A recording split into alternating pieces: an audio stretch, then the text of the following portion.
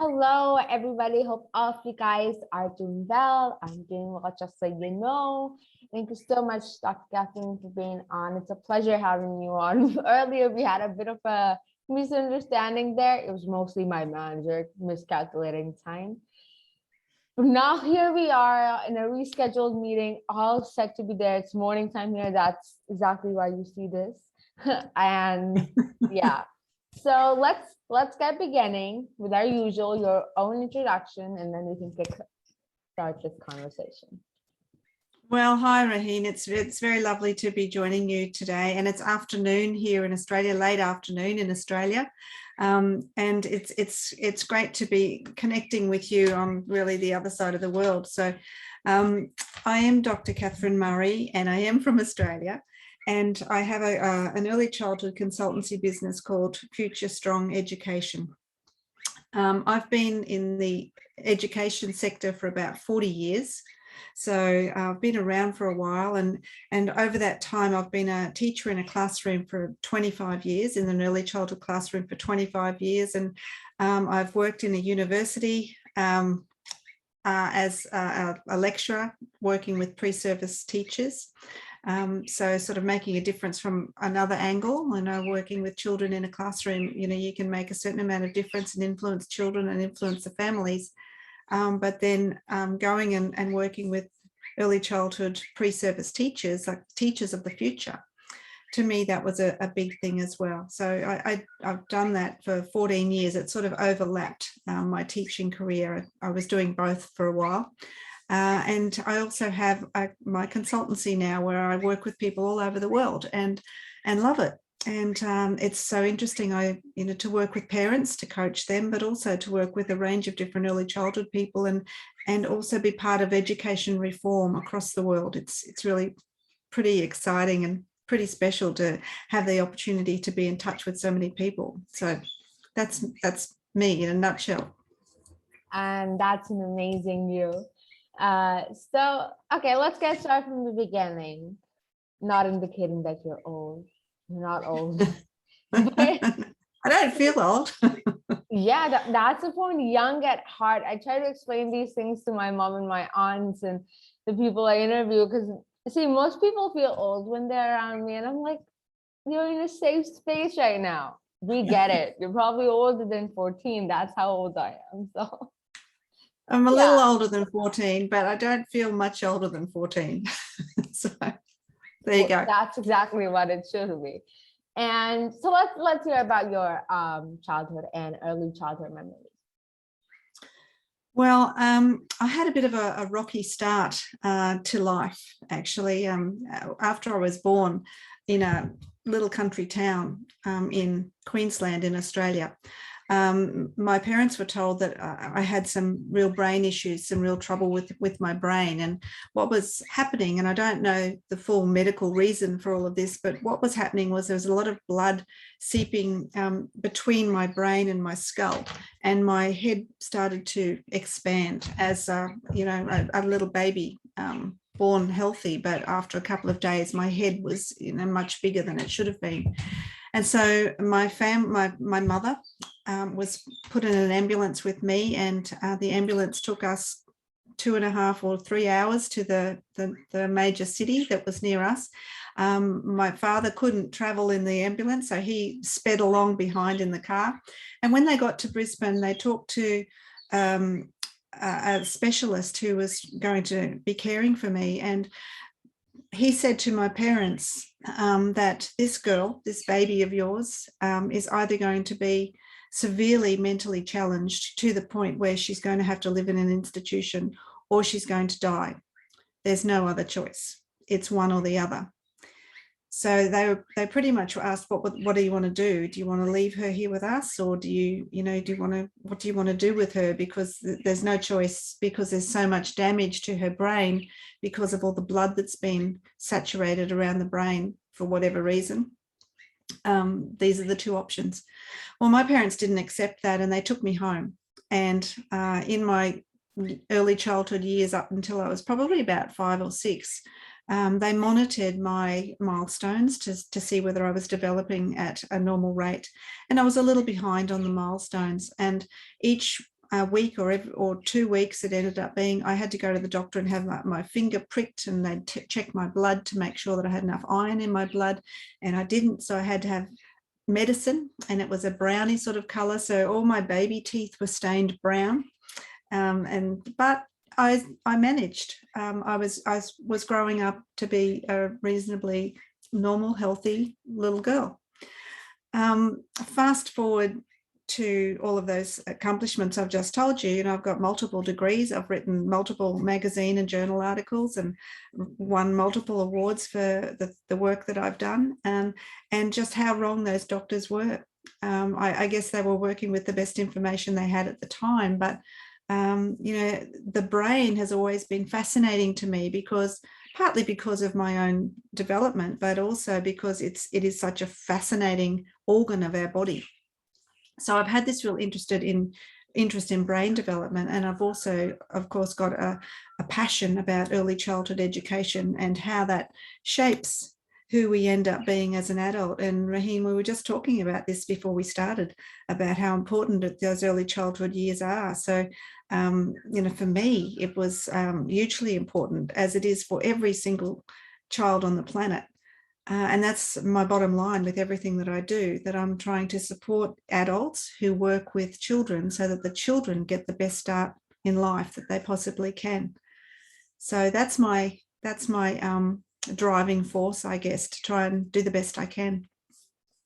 Yeah, because when you started talking to like these are my achievements and that's what happened. I mean, I feel like, okay, I wouldn't say that the doctors did what they had to do and with whatever information they had at the time. But I truly feel like, see, your parents were unique. They still loved you, and they did not give up, right? Mm-hmm. Let's say there were other parents as well, right? Now, what if they had given up? Would there have been a Dr. Kathryn Murray? Probably not. Probably no scientist or sport person or an actress or anything. It doesn't really matter on who, what field it is, but having your control over your things, knowing your stuff, and then making impact is important, and you're doing that. So I feel like it's important for doctors to really research and understand what they're saying and how that's going to make an impact. Yeah. And I was talking to a doctor just the other day. We had a walking meeting, which was really quite unique, and we were talking on the phone and walking.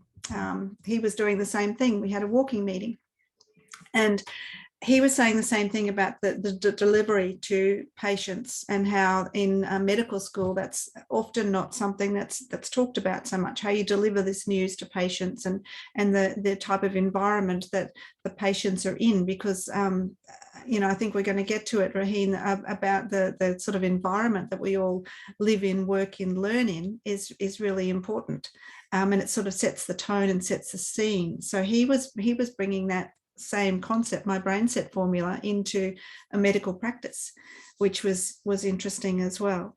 And I mean, who knows what would have happened if mum and dad had have chosen a different path for me. I probably would have survived, but I just would have been a different version of me, I guess. That's true. Now, and I so agree with you. I don't know about what medical school, teaches or anything, but I feel like a very, very important part is to learn how to deliver such news that be not only for, brain stuff, but also for like all sorts of diseases and diagnosis. Because I still remember how, well, they never actually introduced it, but my parents knew, and my younger brother had cancer.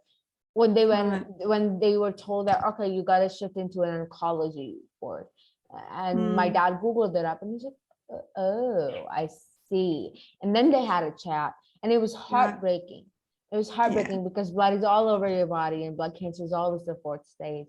And I had so many questions, and I feel like that is when we need a community because around there, I remember there used to be this this woman that was Jennifer person, and she used to go around in every room. First of all, annoy the hell out of everybody, and tell them stuff, give them tips, because her own daughter had cancer 2 or 3 times. And she was so young. She passed away. I remember I was going to meet her in her room, and I was told, wait, she's not there anymore. And it was so heartbreaking. But that's how my mom and dad really got to know, okay, that's what's happening. Okay, that's what's happening. Because most of the time what doctor says, you cannot understand it. The people that have been through it are going through the experience is better. And now my brother's all better. Tomorrow is his last chemo pill. Well, I'm so pleased to hear that your brother's better, and sometimes too, when doctors are delivering that information, or even, you know, teachers delivering information to families that may not be good information, it's hard to digest all of that information, because the brain goes, you know, into foggy brain, because the cortisol level raises, and we get quite anxious about the news that we're going to hear, and, you know, we can't remember, we can't process it, just because there's so much cortisol in our brain, and we can't think properly. So, you know, there's a lot to it, the way we deliver and the way we talk to people. But it's, you know, in my study and my research, it's around how the brain is operating at the time, as to how much we can understand. That's certainly something. Now I want to know something, and I'm asking this question to almost everybody I interview nowadays, because I'm like super curious about it. How were you as a 14-year-old? Because right now I'm 14, and I want to know how Kathleen was when she was 14. Well, I played a lot of sport when I was 14. Do you play sport? No, I am more of a couch potato, but okay. Okay. I used to read books a lot, but I also played a lot of sport. And in my family, I was the youngest of 4, and my brothers and my 2 brothers and my sister were much older than me. So I was, you know, born, you know, much later. And so I was like an only child, I guess. So I spent a lot of time at my friends' houses as well when I was 14. And, you know, did sleepovers, and we went and watched the movies, and, you know, we did all sorts of things when I was 14. Some things I wasn't supposed to be doing, and some things was okay. But I'm not going to tell you the things I wasn't supposed to do, because I don't want to put any ideas into your head, although maybe you'd be telling me a thing or two. Yeah, sure. Probably off the record, but yeah, sure. That's right. We'll talk later. Yeah. No, I feel like teenagers, you know, the teenage time is a very important time of your life. And if I'm not wrong, and this is what I've heard, and I really like to know that, is in the teenagers, your brain changes a lot, and it goes through a lot of differences. And so also you see that in teenage behavior, because I remember after, you know, I turned 13, my dad's like, you're already acting like a teenager, you're slamming doors, you're going out, you're not telling me everything. I'm like, what am I supposed to do right now? Because again, you know, as a teenager, and my great best friend, because whenever I tell her I quoted you in my interview, she's like, please, with the name. So my best friend Zara, she always tells me one thing is, we act the way that we do because we're treated as young kids, but we're expected to act as adults, like teenagers, because it's such a confusing time. You're not an adult yet, and you're not a kid anymore. So it's it's that that's right. It's that in between time, and there's so many hormones that are sort of flooding teenage bodies as well. That it's difficult to sort of balance those hormones, and, you know, you tend to want to sleep, you know, stay awake late and sleep late. So that's just the normal teenage project. You know, you just said it before we started here, that you stay up really late. Well, that's pretty standard for teenagers. Teenagers seem to be night owls, and that's just something that's fairly common. But with the brain, when we're looking at the teenage years, it is still developing all of those different synapses. There's a lot of development of the brain in those first 5 years of life. And so when babies are born, the brain still has about 90% of development to go after birth. And in those first 5 years, that's when it's really important, because that's when your attitudes and your beliefs and your understandings and your skills and all of those things are developed in that first 5 years, because there's so many synapses being formed and then pruned off. So by the time you're about 7, some of those synapses have pruned off, and that's so that your brain can act efficiently. So when you're getting information in, or you're following an instruction or something like that, it's like having a highway. So the message can just go straight on the highway, and you do what you need to do. And that's why synapses sort of prune off a little bit. And that sort of evens out. And then during the teenage years, that sort of starts again with a lot of synapses being developed, and then the pruning as well. So your brain won't actually fully develop until you're in your mid-20s, and for boys it's sometimes not until they're in their early 30s. Just different brain structures. The architecture of the brain is a little different, and it just takes a little longer to mature and develop between the different genders, the two genders. So there's a lot going on, and that's, you still need to have your sleep. So in your teenage years, there's a lot going on, and you sort of are wanting to mix with other teenagers, other people, and your family are important to you, but they sort of take a bit of a back seat, because you're wanting to explore and wanting to fit in, and wear the same clothes and have your hair looking just right, the same as your friends do. So it's a time of a lot of changes for teenagers, trying to work out who they are and where they fit in the world. So yeah, it's big time.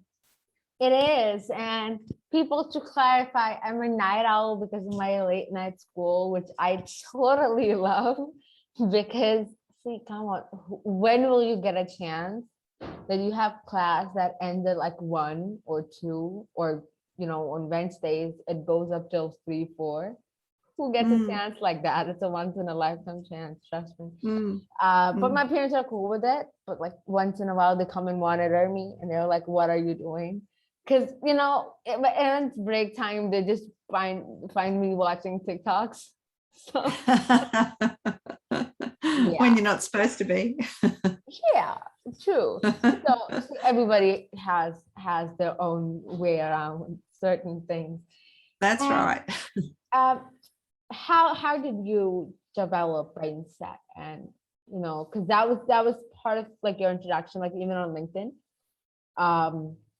So let's dive into the world of brain set right now. Okay, so because I am in love with early childhood, basically, and I think that the environment really sets the scene for any type of learning. So whether it be a classroom environment, whether it be a home environment, whether it be in a corporate office, the environment there, if you set the environment up well, it aligns with the brain, it aligns with what the brain needs, and then it sets you up for success, so that you can learn and you can remember and you can make decisions and problem solve and communicate well, all of those things. So I've always talked about how important aligning the brain is to what we do in classrooms. At the beginning of this year, early this year, I shared an article. An article was shared with me, with a colleague from America, and I read this article, and I'd had all of these things in my mind that I talk about all the time with the brain. And I read this article, and it was actually an article about children who have autism and how structure is good for them and good for their brains. And I was reading this article, and everything just fell into place. Everything that I had been sort of doing over the last 40 years or so in education and talking about the brain, all just fell into this formula, or a framework, if you want to call it that. And I've called it the brain set formula for classroom design. So SET is S-E-T, and that stands for the survival part of your brain, the emotions part of the brain, and the thinking part of the brain. And so through this formula, I show educators how to align these areas and align that with what's in the classroom, and how you set up spaces in the classroom and the things you put in the spaces in the classroom that ignites children's learning and engages them and builds their passion for learning. because it's facilitated by the teacher, and the teacher sort of becomes a bit of a coach and still teaches explicit things. So it still teaches the content, but it's also driven by the children's interests, the children's development, and what the children need in their brain. So I've developed 3 elements that sit within the brain set, and we set the classrooms up in areas that are designed for learning, designed for feeling, and designed and different spaces for learning. So they've got all little elements and things in them that probably I won't go into here, because it's a whole training thing that I'm working on and delivering across the world now, which is really exciting. That I'm doing some training and coaching in the brain set formula, which just makes my heart sing, because I know it works. I've seen it so many times, and I've seen classrooms that are working not even fully with my brain set design, just maybe 70% of it, and that is a really successful classroom.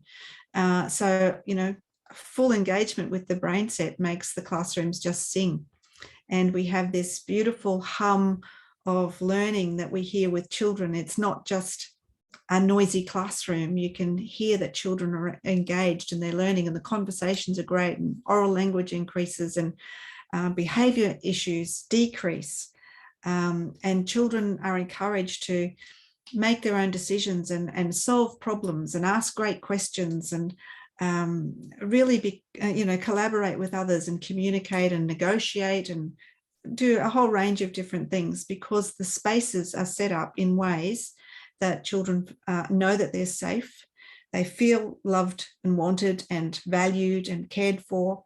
And that then, because those 2 areas are sort of addressed, it allows the neocortex to think, and the executive functioning skills here in the prefrontal cortex, the memory and being able to self-regulate, regulating your emotions, regulating your actions, and transferring information that you learn in one context into a different context.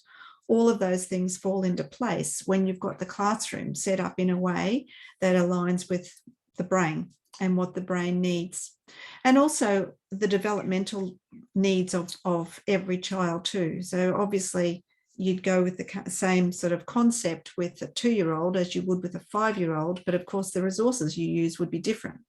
You wouldn't be putting little pebbles and things out with the 2-year-olds, but you might do it with the 5-year-olds.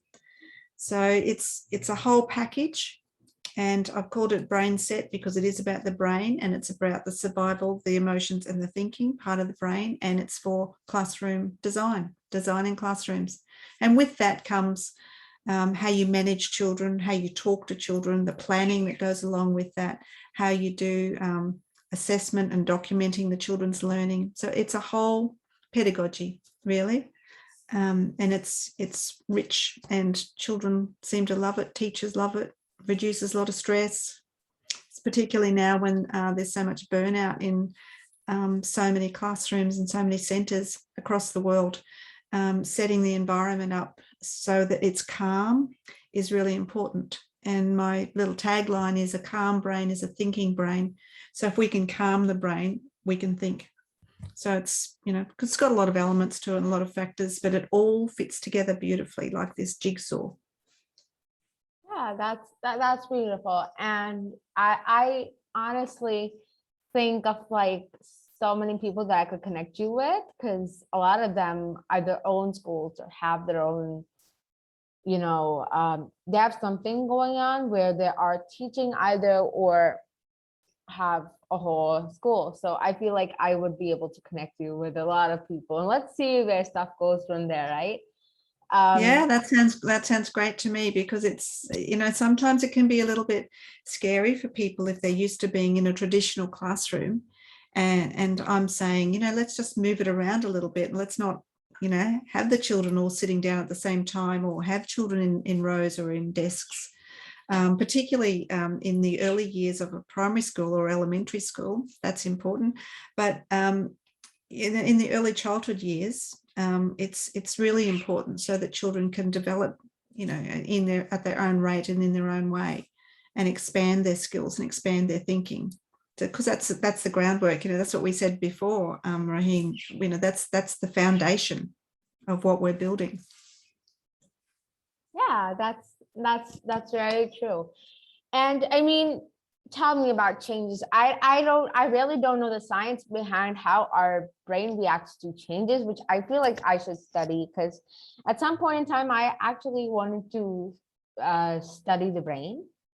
It was a phase I went through a few months ago, interestingly enough. But I mean, I feel like now that I shifted it right to online school. And for me, it was very different because I was used to the whole traditional way where we used to wear uniforms and we used to go to school and in rows and desks, and we used to get our nails checked. And like, now that I think of it, weird stuff. We're there for learning. What do they have to do with the length of our hair or with our nails?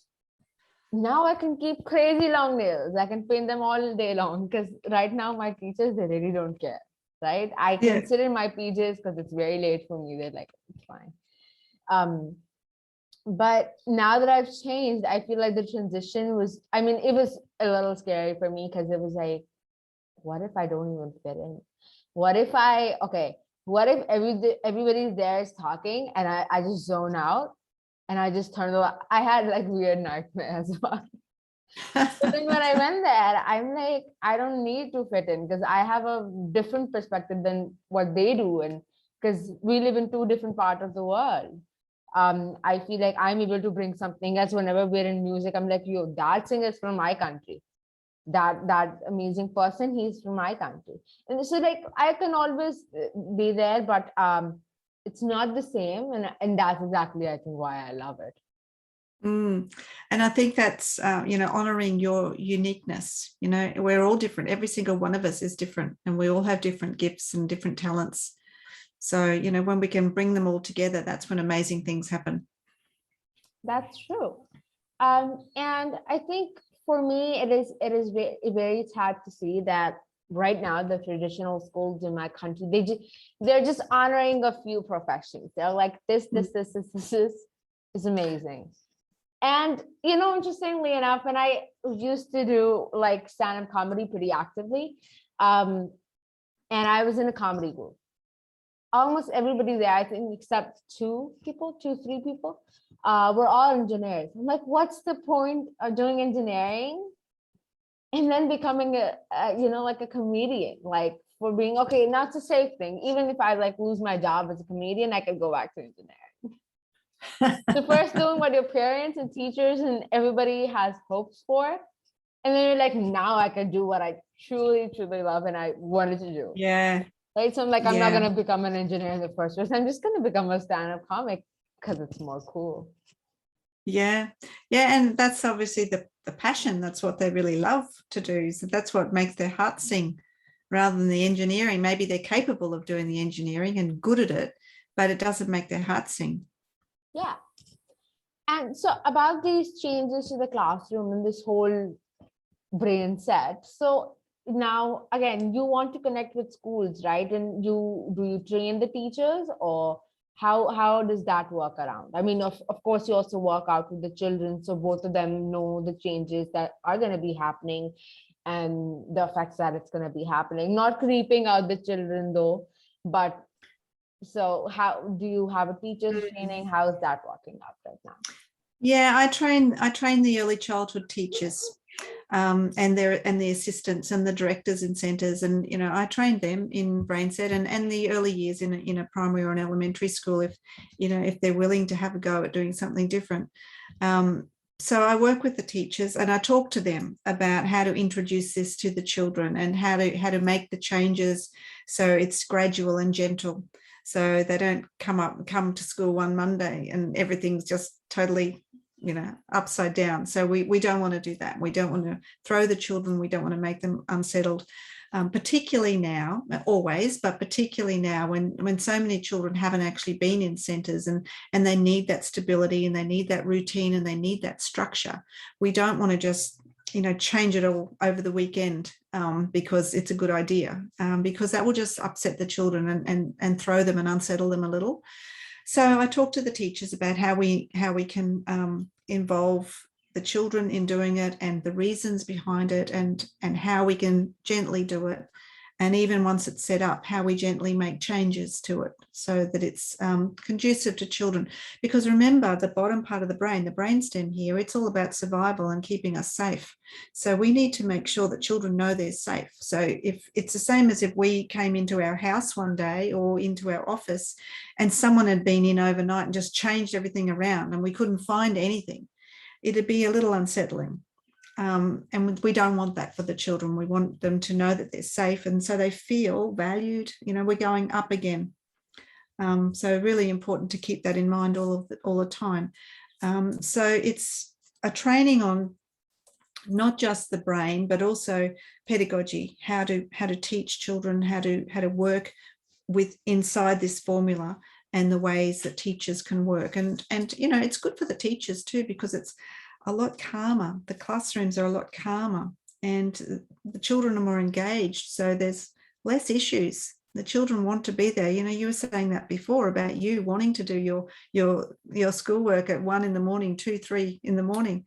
It's the same in the early childhood classrooms, that the children want to be there and they want to come, and they get upset if they can't come. So that's what we want. We want children to love learning. We want them to be engaged and interested, and everything we do has to come from the child, not some curriculum. We can make sure that, we cover what the curriculum says, but we don't start with the curriculum. We start with the child and then factor things in after that. Yeah. Whenever you said like they want to come, I so agree with that. Though I get it, the first day of school, and sometime because it's you adjusting to being in another environment that's definitely not home. There is no school I've ever gone to or been to that felt like home, because it's just like home. It's different, right? You have mom around, you can cry all you want. Well, see, this is the thing, Raheen, in the BrainSet, we're trying to make the classrooms less institutionalized and more like home, so that children do have that sense of safety like they do at home, and they do have that feeling of belonging and being respected and wanted. So that's part of the BrainSet, that we set things up accordingly, so that it's not like a classroom, really. There's spaces for teaching, but it's not really meant to look like a traditional standard classroom. It's meant to be calmer and softer and more cozy and comfortable, more like a home environment. Yeah, so there isn't much of a difference, but I remember, my first day of school, I didn't cry at all. I was all good. And I remember once when I was in my early preschool, sometime there, like I was super young. I was like, what, 6? Yeah, 5, 6. And my dad was sick, so he had a sick day off. And my mom's like, you know what? I'm not gonna wake Raheen up for school today, and I am just gonna let her be. She's gonna wake up and she's gonna spend the day with her dad. She didn't wake me up for school. I didn't go to school that day. Well, I did, but she woke me up at about 11, and I started crying on the top of my lungs, screaming, I want to go to school. They dropped me off to school at 11, and they're like, please keep her in the classroom. She's going nuts at home. And just the moment I'm in class, I'm okay. I'm like, I'm all good. Because we had to prepare for our like full on annual day, like celebration and everything. So I was part of a play, and I was also hosting. So I was always pretty involved in school activities, but I think the tantrum was also because of that. But the whole thing, my dad still was like, I'm never gonna make you have like a day off of school. And even yesterday we went out for dinner. I'm like, my class is about to begin in 15 minutes, drive faster. And they were just trying to give you some time off, but it backfired on them, didn't it? Yeah, no, they were pretty surprised. Even now they're like, we were trying to be cool parents for once. Oh, well, you work that out then. You let them know that they don't need to be cool. You want to go to school. Yeah, I always loved school, but like not as much as I do now. And I totally feel like it is because of the environment. And I mean, see, I get it. It's Zoom. What do you expect? You can't even have like a proper like space all to yourself, because one person I know is in San Francisco and one's in Wisconsin, and I'm here in Pakistan, and I keep on moving around the country, so they never know what city I am in. But there is, you don't have a proper space, though still your behavior, it really matters towards newbies. Nobody just feels like, oh yeah, you're the newbie. Nobody does that. And like in this school, at least. The other ones, yeah. Well, that's the beauty of the internet now, and that I think that's one blessing of the pandemic. If we can see something positive from the pandemic, I think it's all of these international connections that people have made, and we've looked at a new way of teaching and a new way of connecting with people. And I mean, we all know that face-to-face live connection and communication and face-to-face conversation, everybody knows that that's the best thing to do.